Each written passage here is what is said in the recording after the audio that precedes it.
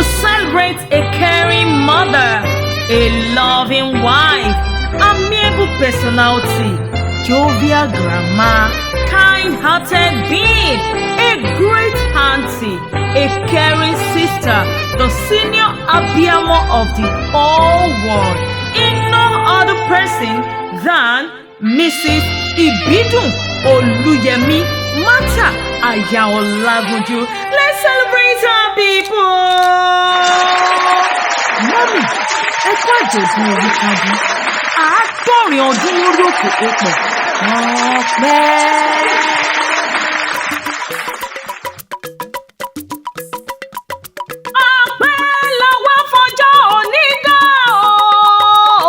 Elédùmarè ìwọ ni àtọ́pẹ́ wá tọ́ sí lórí ayé màámi Ìbídùn Olúyẹmí tó pa àádọ́rin ọdún lónìí 70 years of pure grace. Elédùmarè àṣẹ ológo àdúpẹ́ orí ààbò lórí ayé màmá aládùpẹ́ orí ààbò lórí ayé màmá láti rákòrò títí dàkókò yìí. Àádọ́rin ọdún lórí òkè èpè kì í ṣe kéré mi rárá, àní kì í ṣe mímọ̀ ọ́ ṣe. Ìwọ lọ́ba tọ́lọ́hun yóò ṣàánú fáwọn tóhun yóò ṣàánú fún. Àdúpẹ́ nítorí àánú rẹ̀ fọ̀hún lórí ayé màmá. Kódà bá a bá fi gbogbo ọjọ́ òní dúpẹ́ lórí ayé màámi Ìbídùn, ó tó bẹ́ẹ̀ ojú bẹ́ẹ̀ lọ nítorí màmá wáyé ó sì ra ayé lò. Elédùmarè àṣẹ ológo àtọ́fara ti bí òkè àṣẹ ológo àtìlẹ́yìn tí kì í ti ní lójú àgbẹ̀ ọ̀gá nítorí ìwọ nígi lẹ́yìn ọgbà màmá àtọ́fara ti bí òkè àṣẹ dáńsákì fún ọba bàgbà. Màámi Ìbídùn Olúyẹmí Mata òkú àjọ̀dún Oríkì. Ẹ̀mí rẹ yóò ṣe púpọ̀ rẹ̀ láṣẹ àdáni wáyé. Onífẹ̀ẹ́ yìí ṣàṣemọ̀ gbogbo àwọn ọmọ rẹ̀ àtàwọn ọmọ ẹ̀gbọ́n rẹ̀ àtàwọn ọmọ àbúrò rẹ̀ àtàwọn ẹ̀gbọ́n rẹ̀ lónìí wọ́n ṣe léyìí fún ọ. Ọmọ ọlọ́jọ́ bí òní o, mo ní o tẹ́tí bẹ̀lẹ̀ jẹ́ ọ máa gbọ́ mi. Gbogbo àwọn èèyàn rẹ̀ tí wọ́n rán mi sí ọlọ́wọ́ mọ rírì rẹ̀ gidi gan. Màmá Philip Káyọ̀dé Ọlágúnjú o, ayọ̀ rẹ̀ ò ní dìbàjẹ́ láṣẹ Ọlọ́run. Màmá Abíọ́lá Fibian Allen, ọlọ́rẹ̀ ò ní jájò rẹ̀yìn láṣẹ àdáni wáyé. Màmá Ọlálékan Daniel Ọlágúnjú, òní Fọlápẹ̀tàn láṣẹ Èdùmàrè. Orí gbogbo àwọn ọmọ ẹ̀gbọ́n rẹ̀ àtàbúrò ní kí ọ. Káyọ̀dé Fámilọ́lá ní wí fún ọ wípé ẹnu ọpẹ́ rẹ̀ ò ní kan. Ọlátúndé Ògúnlọ́wọ̀ ní wí fún ọ wípé ọlá rẹ̀ yóò máa lé sí ni. Kẹ́mi Fámilọ́lá ó ní wí fún ọ wípé ìkẹ́ Olúwa ò ní kúrò lórí rẹ̀.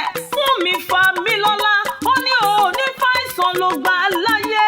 Ayọ̀ Ògúnlọ́wọ̀ ó ní wí fún ọ wípé àjíǹde ara yóò túbọ̀ máa jẹ́ fún ọ. Olúyẹmí Ògúnlọ́wọ̀ ní wí fún ọ wípé ó ti yẹ ọ́, kò ní jẹ́ sílẹ̀ fún ọ láṣẹ Èdùmàrè.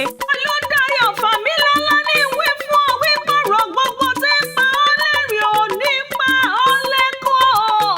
Fúnkẹ́ Aláké ó ní wí fún ọ wípé ó ní dẹni ẹ̀tẹ́ lọ́lá Ọlọ́run. Títí ní sọ fún ọ pé títí láyọ̀ rẹ̀, ó ní títí ní dùnnú rẹ̀. Bọ́láńlé Ògúnlọ́wọ̀ ní iyì rẹ̀ ò ní dòbú. Àbáyọ̀mí Oyèdíràn ó ní wí fún ọ wípé ó ní yọ ṣubú níbi tó ga dé. Dúpẹ́ Oyèdíràn ní wí fún ọ wípé ó túbọ̀ máa lẹ́nu ọpẹ́. Ó lẹ́nu ọpẹ́ rẹ̀ ò ní kan. Olúṣọlá Oyèdíràn ní wí fún ọ wípé òkè òkè ló máa lọ onírèlẹ̀ láyéláyé. Kẹ́mi Oyèdíràn ní wípé àṣeyí ṣàmọ́dún àṣàmọ́dún ṣẹ̀mí nínú ìdẹ̀ra. Àwọn ẹ̀gbọ́n rẹ̀ náà ò gbẹ̀yìn rárá o. Dickness Teresa Ògúnlọ́wọ̀ ní kí ọ, wọ́n lórí rẹ̀ àfirẹ́ ní lọ́jọ́ gbogbo. Dickness Felicia Fámilọ́lá ní kí ọ, wọ́n ní òní fàìsàn ló gbà láyé. Àjíǹde ara yóò túbọ̀ máa jẹ́ fún ọ. Aya Pásítọ̀ Daniel